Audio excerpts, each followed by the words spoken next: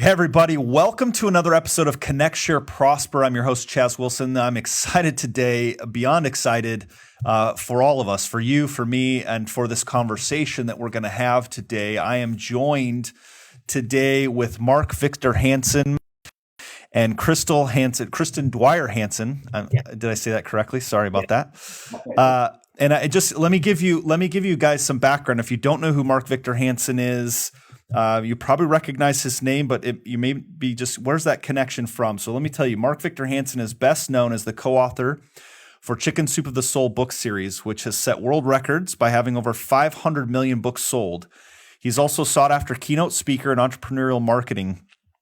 And his audiences often refer to him as dynamic and compelling, which I absolutely love. I love people who are dynamic and compelling.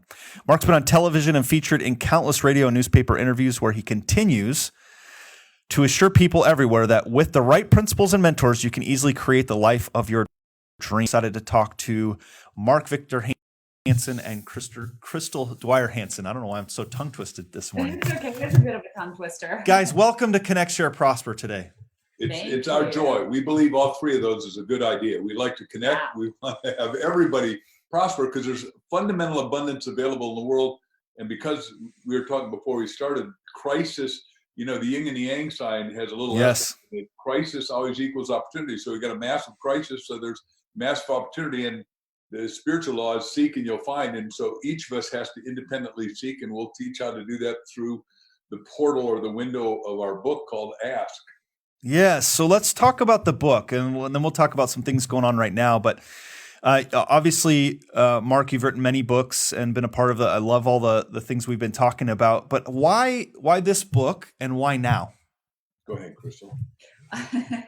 So actually, Chaz, we spend a lot of time traveling the world, and we've met so many amazing people. Both of us are authors, speakers, and we're just fortunate enough to connect with many, many people. But we started to notice that there were kind of two groups of people.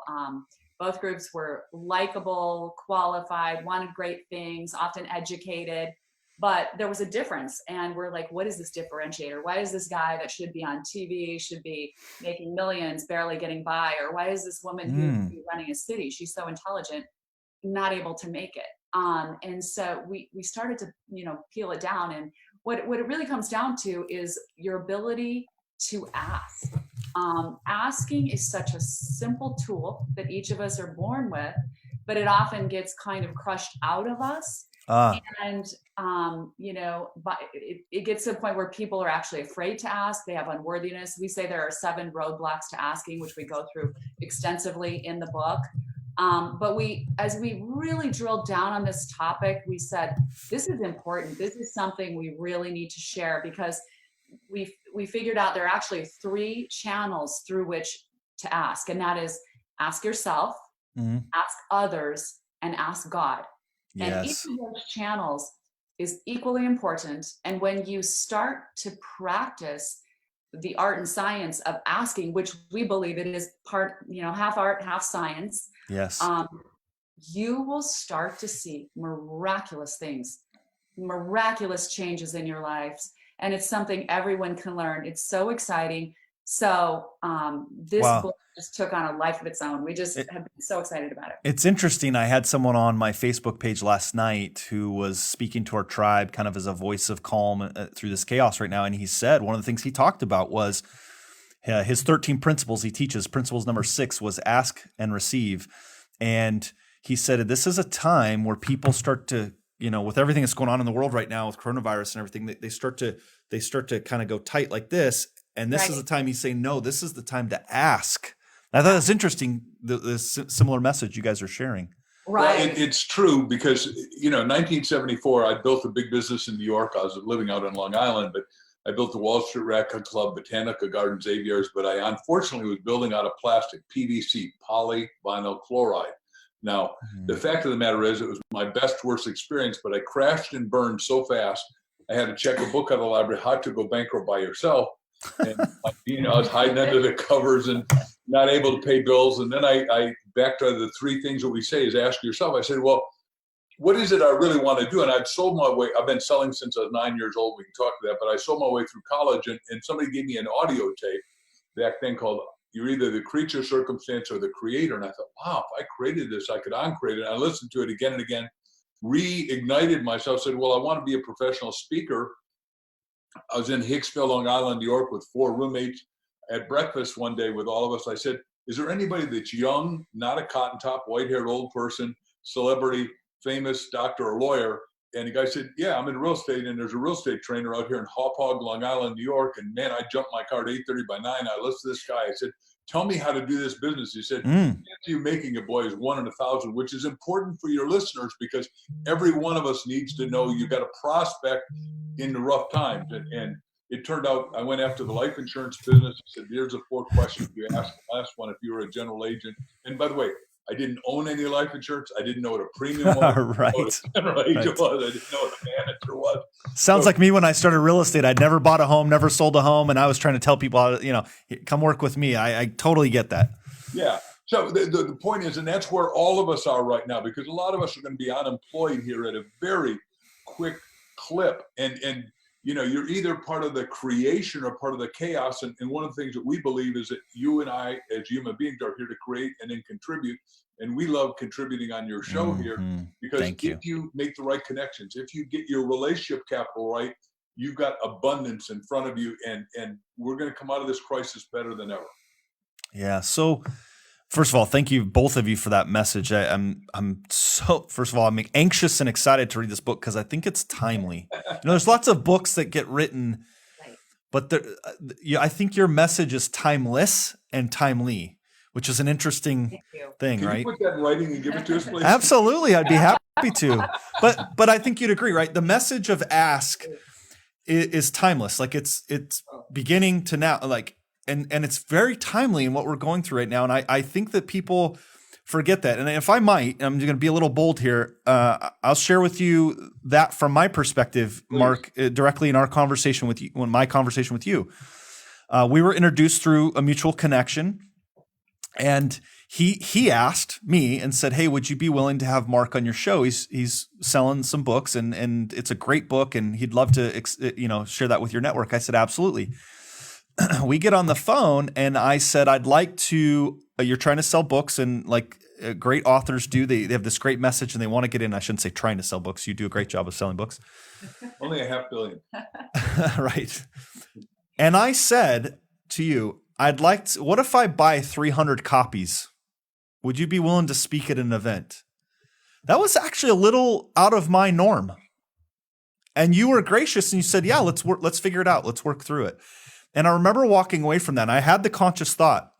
The irony struck me simply of the book is Ask, a bridge from your dreams to your destiny. I just asked and look what happened. I don't know. I'm just sharing that from my perspective. I thought it was an interesting display of what you're teaching. Let's talk about that just a second. And thank you for giving us that feedback and letting everyone out there know that you had the courage to ask, because that's what we're saying is that we're both bold askers. I mean, she's got a great reputation too of that. And most people are afraid to ask. And if you're going to ask for a sale, why not ask for a big one? And if you're going to ask to solve a problem, why not a big one? And right now, what we got is problem, the Danish poet laureate Pat Heinz says, what the world needs now is problem solvers galore, because each problem we solve creates 10 problems more. We got a lot of problems. And that means we got a lot of opportunity. And you might as well pick on those listening. The guy at Singularity University, Dr. Demandis says, look, you want to be a billionaire, help a billion people. Why not pick a big problem that's going to harvest you giant stuff? It doesn't matter what you haven't done. That's what I love about you and I were so in alignment from the first second that you started real estate with, no offense intended, but no training. No. I tell those stories all the time. Yes. I started training.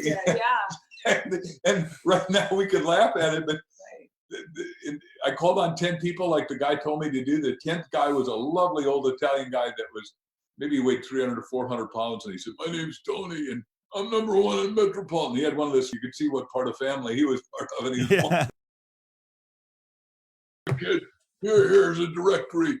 And you just tell them Tony called you. And I went from selling almost 1 out of 2. And then pretty soon everybody bought because it was the worst time. The economy had just crashed with a 22% interest rate. You may not be old enough to remember that. The oil embargo hit. People were lining up to get oil, even though it was 25 cents a gallon. And yet I went out and I was booking 4 talks a day. I did one at 6 in the morning, one at 10, one at 2, and one at 6 p.m. And I sold in between. And it's only Tony Robbins and I think, that ever did 1,000 talks a year for the first 3 years of our careers as professionals. Wow. You get pretty good pretty fast because people they give you instant feedback. You know, there's so much wisdom in this. Then I'm going to get to a couple questions that maybe, so you brought something up that's interesting. So you've been through, and Crystal, I want to dive into your story a little bit too of, we've talked about this. You've been through this a little bit. You've seen some of the stuff that's going on. I've seen it. There's people right now who haven't.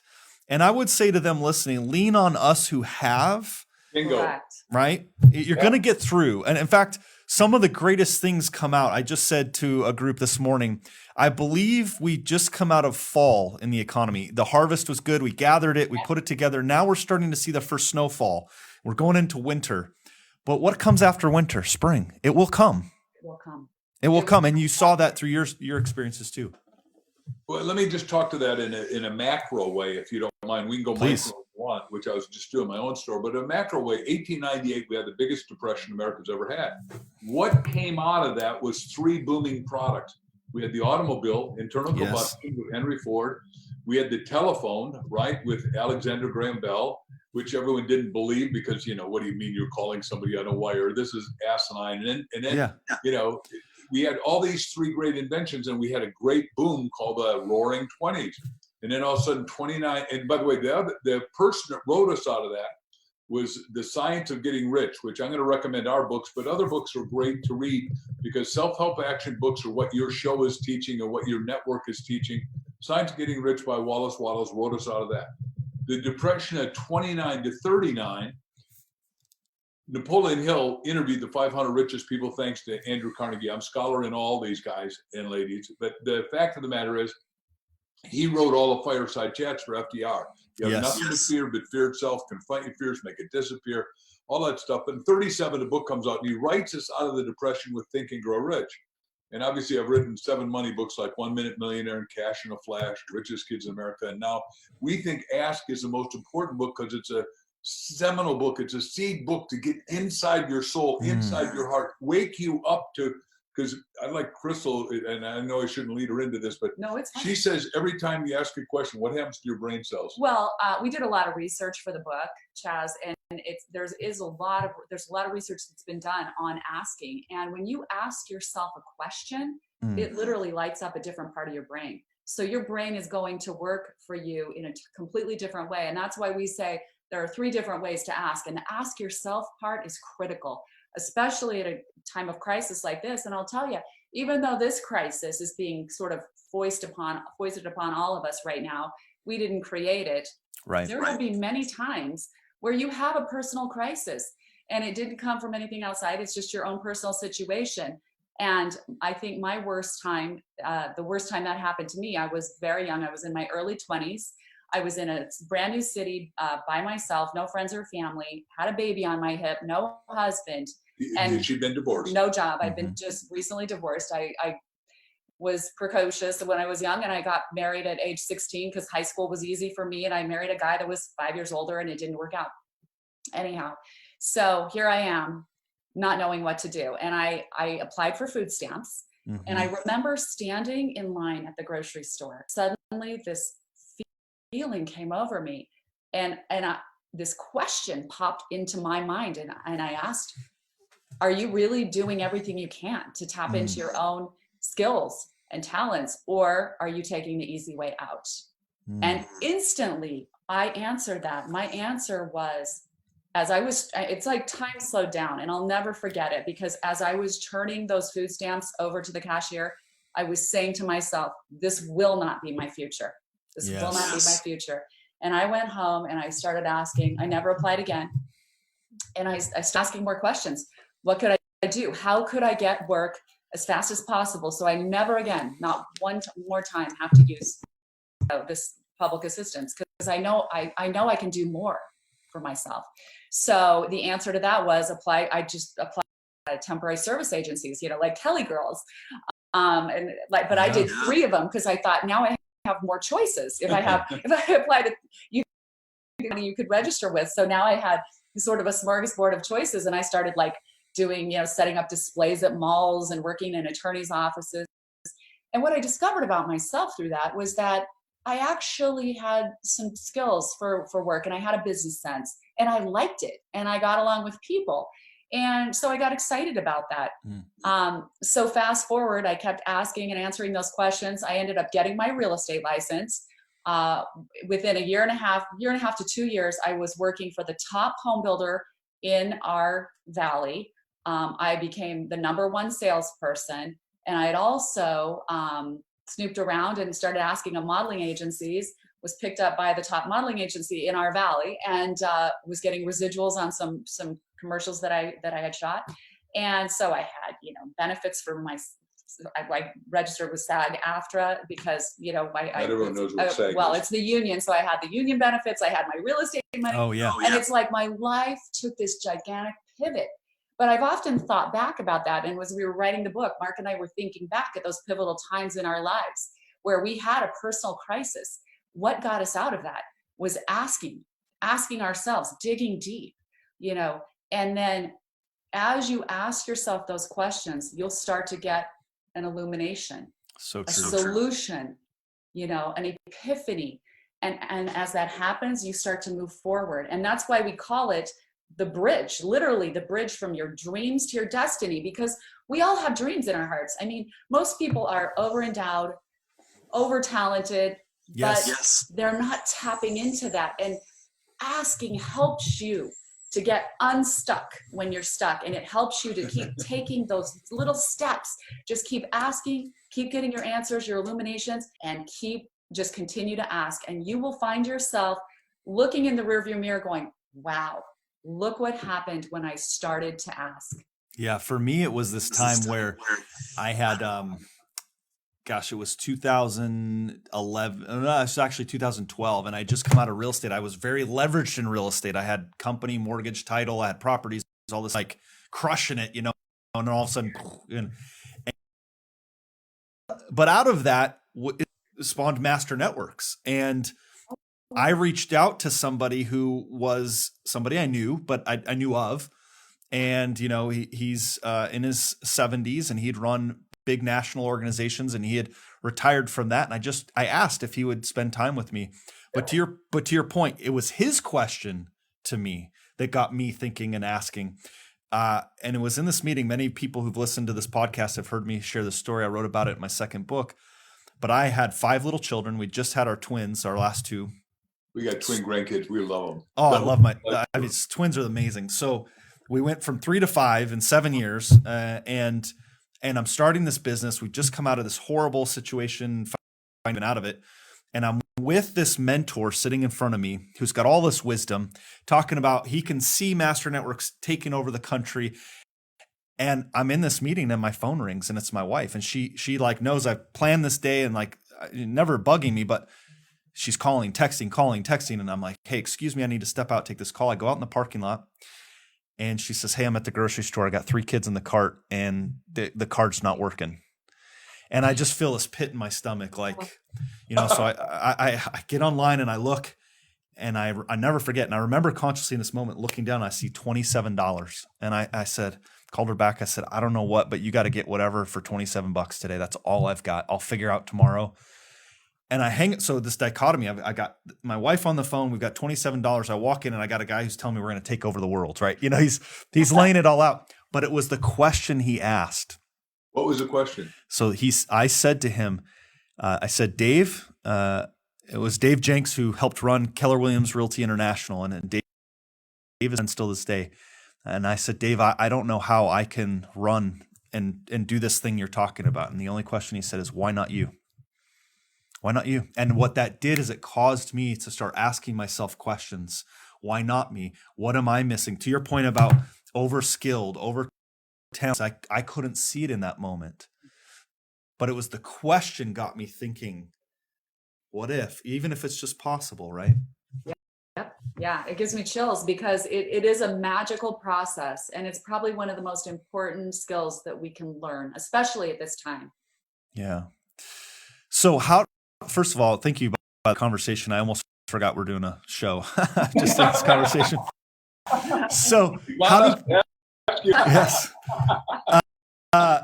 Here's the question. How do people get your book? How do they find it and get it? By the way, thank you for that question. We want everyone to go to Amazon.com and for their own good. First of all, they'll get it delivered when it comes out. Second of all, our publisher said, look, the only way you go up the algorithms anymore, 80% of all books are sold on Amazon. So I said, okay, then we got to sell on Amazon, which is different. Remember, when I was selling chicken soup, there were 19,000 bookstores, and we sold the company in 2008, right before the crash. I did not know, but I think at some levels, when you're really asking God, the third thing we're asking about today, God takes care of you, and we take care of God. We tithe in every book. The point is, we went from 19,000 bookstores to 400. So now Amazon's it. Our publisher calls us maybe 3 weeks ago and says, hey, look, the only way you're going to do this is if you sell 20,000 pre-orders right now. Please, if you're watching and you want this book, order it today on Amazon. It won't come until April 28th, but we got to sell 20,000. We're booming, but we need to get that job done so we get in the thing so we help more people, because our deal is we related to creating a bunch of people that master the fine art, the talent, the philosophy, and the science of asking, which we think we've done a better job putting together than ever been done before, because we think it's going to be more needed, because we think the economy will roar. When I come and talk for you, I said we're going to talk about 7 trends that are going to exponentially grow a $50 trillion, that's not B, that's a T, $1 trillion economy. Stuff like one of the businesses we're part of is trash to cash, where we can recycle every atom in every garbage yard, every landfill. All of us create 5 pounds of garbage a day, and it'll kill us if we don't do the right thing with it. And we're going to recycle the metal, the glass, the plastic, which is wrecking our oceans and killing our fish, and take back all the fuels. We're in a monster good time when we get past this virus. Well, so everyone listening, couple quick things. We originally had Connect scheduled in April, and Mark was going to be a surprise. We had not let anyone know, but now, and we're moving Connect to August. You guys will both be there, and we're looking forward to having you there. And so, as a gift, when you said the book comes out April 28th, yeah, April 28th. See, what a birthday present! That's my birthday. So for birthday, yeah. So for me, here's what we're going to do. I've purchased 300 copies for all the attendees and what I'd ask each of my tribe to do is go to Amazon and purchase a copy of this book. Now, here's what I'm going to ask. I'm going to ask you to purchase a copy for yourself, and I'm going to ask you to purchase one other to give the gift to someone else, at least one other copy to give to somebody else. And you'll do that. That'll be a birthday present to me by you buying that book. So I appreciate that. You'll be supporting these two fine humans, because they are making an impact on the world. And that's what we constantly discuss, is about making an impact. So remember, go to Amazon, look for Ask to Your Destiny, and buy one copy for yourself and a minimum of another copy for a friend to give away to somebody else to share that. Thank you, Chaz. That's really, you are absolutely help so many people with this. I agree. And we know it will be the book that will be a life changer and a game changer. One of those books that you're going to pull down every time you're a little stuck and look at it again and get going. I'm so looking forward to it. If they get the Amazon receipt and send it electronically to reception@markvictorhansen.com, we're going to send you out a bunch of gifts that match that birthday gift. We're going to have this for everybody's birthday. Yeah. We'll give some great gifts. Like I have the most listened to tape ever, like Strangest Secret, and we'll send that to everybody of your tribe, because that was a tape that got us out of the depression of, this is way before I was born, but Earl Nightingale created Nightingale Conant. He owned a big insurance company. I'm selling how to think bigger than you ever thought you could think, and sell yourself rich, and all those kind of great tapes. Still available, by the way. They brought them all back sounding to us, but that's the times we're in.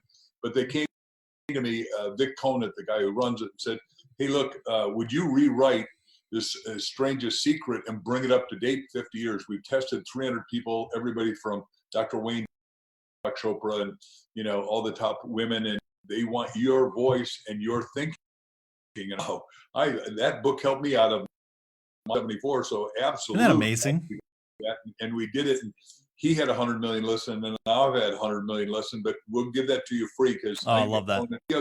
That's what I'm saying is I get goosebumps saying the next thing. I believe we're going to create more entrepreneurs than ever. And because I think everybody is intrinsically an entrepreneur. What Crystal articulated was that we all have infinitely more potential than we've used. 18 billion brain cells or a trillion. I don't know how to count that, but we're going to start using our resources and get outer results. It's the most exquisitely exciting, luminally relevant time in history.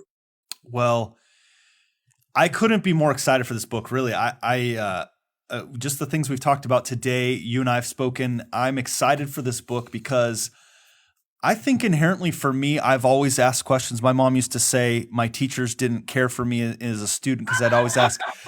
Well, maybe for multiple reasons, but she'd say I'd always ask why. I always wanted to know why. So here's this assignment. Why? What benefit will it give me? I don't know why that curiosity always was in me and as soon as I knew why and how it would benefit me, I was all in. But until then, I was always questioning and I was asking questions. And so for me, asking questions has always just been sort of natural, but I know it's not for everyone. And I think there's this internal ask, as you said, and then asking God and all. I'm excited to dive into this book. I'm honored that you'd be on our show. And I'm just so thrilled for our membership. I'll tell you something. This is a really bold statement, but I believe it to be true. I know you guys get the opportunity to travel and speak in front of a lot of groups. This isn't an event. You will love our people. The one thing I hear from every speaker that has come, this will be our 5th year, is they walk away and go, there's something special about this group. And I know you'll feel that when you're with our group, when you come to connect. We look forward to it. We teach that your network creates your net worth. So you got to network with the right people. And that's what Andrew Carnegie, who is called a robber baron by people who don't understand what he really did. I mean, he made his fortune. He made America work because he built the railroads. And when his adversary, who has stopped using the railroads, John D. Rockefeller, stopped taking and shipping stuff, he built pipes and didn't tell him that was going to happen. Tried to put him out of business so he could buy the business. Instead, he had a problem, just like we're talking about today. Instead, he said, wait a second, I got this stuff called Bessemer steel. It's the strongest steel ever. What I'll do is I'll build high-rise buildings. And he builds the Empire State Building. Up until that time, there was no such thing as a high-rise building. And suddenly we went from 2 and 3, 4, and maybe up to a 4-story building to high rises with 80 and then 106 stories in America. So it's sort of an amazing story that problems are opportunities in disguise. And we think that the questioning is what makes us bloom and grow where we're planted. Do you think that, sorry, this just popped in my head. Do you think that because we're asking opens us so open to growing and creating, and God is a creator, and so that gives us that sort of connectiveness to creation? Totally. Yeah. I mean, we talk about that all the time. And in fact, I just wrote something about that the other day that I'm going to share on social media. But, you hear about, we're created in the image of our creator, right? Well, our creator is the creator. So obviously it doesn't mean, however whatever your perception of God is, it doesn't mean you're like an old man in the sky with, a beard. It means you are a creator. And if you think about it, we're the only animal that can create. Look at what we create. We create high rises and bridges. Amazing. That span miles, and we cure incurable diseases, which is going to happen again. We create algorithms, every bit of data that we need to do everything in our lives. So talk about creation. We are amazing beings created by the creator.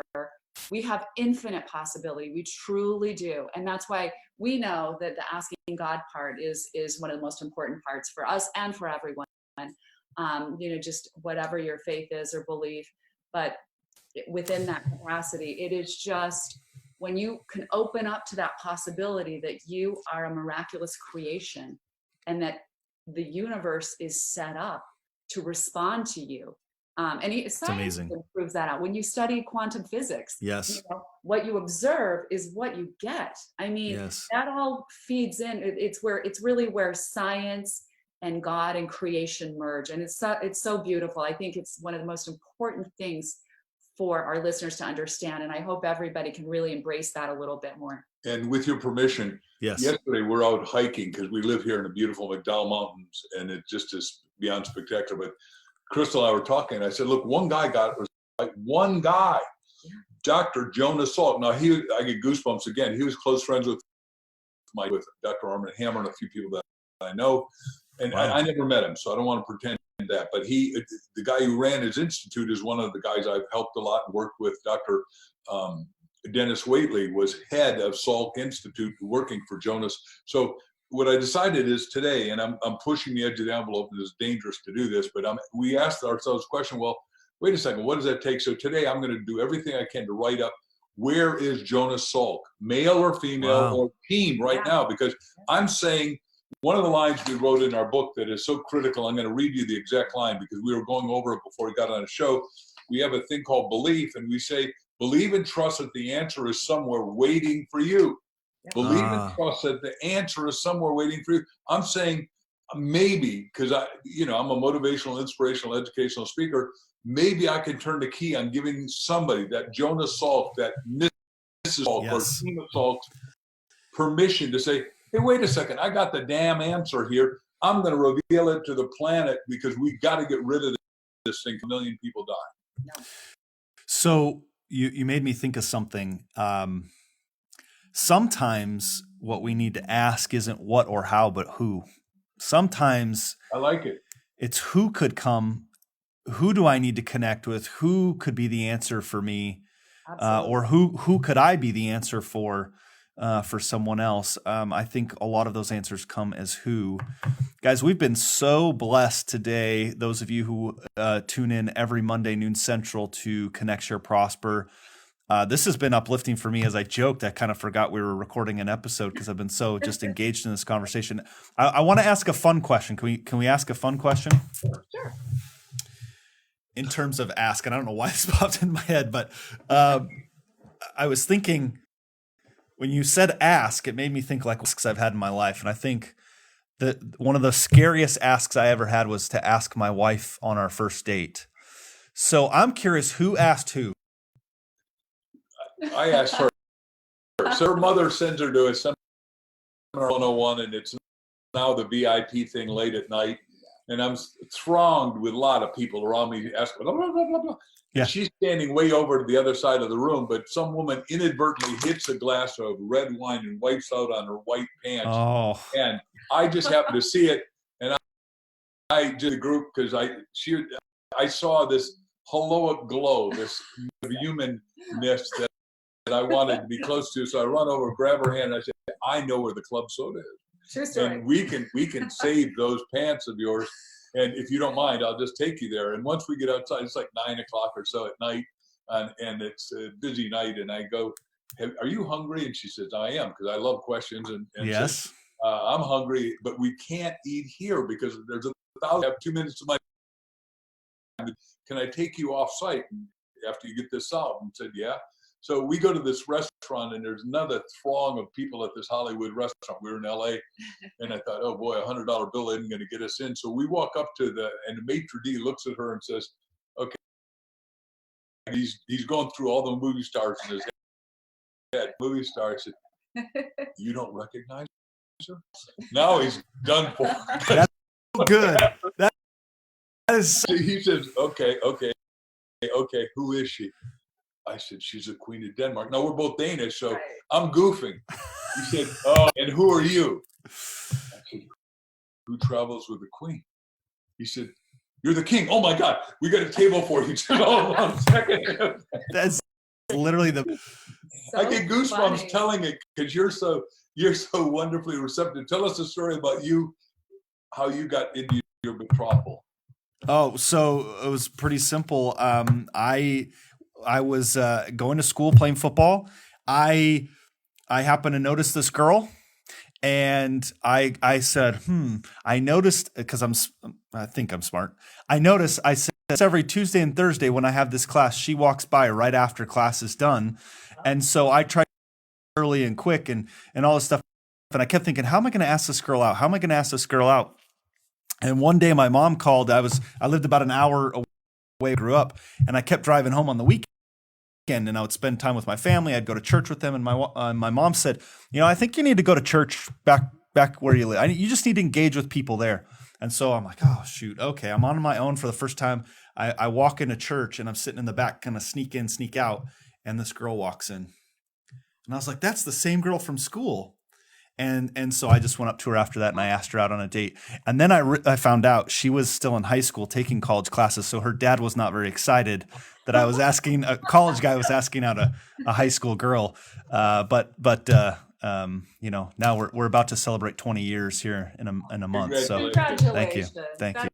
So, It's wonderful to find your life partner. Isn't And it? it's great. It's so amazing. So amazing. Yeah. We're so thankful for this. We're so thankful.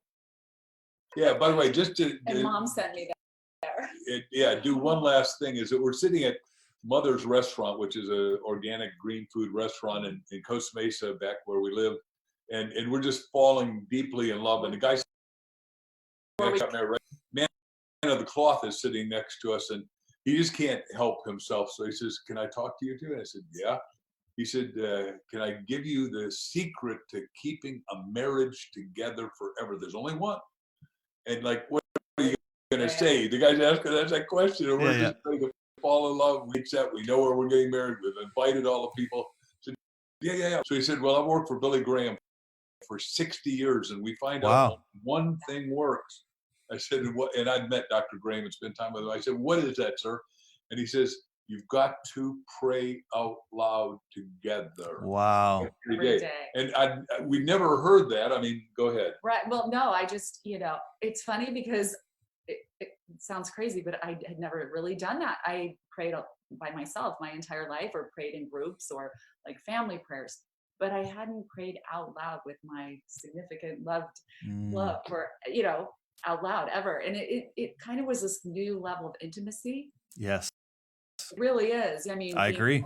Together, and coming before God together, and like it really has been miraculous. We do every morning. We do our morning prayer meditation time together, and it keeps and us at night before we go to sleep, so aligned.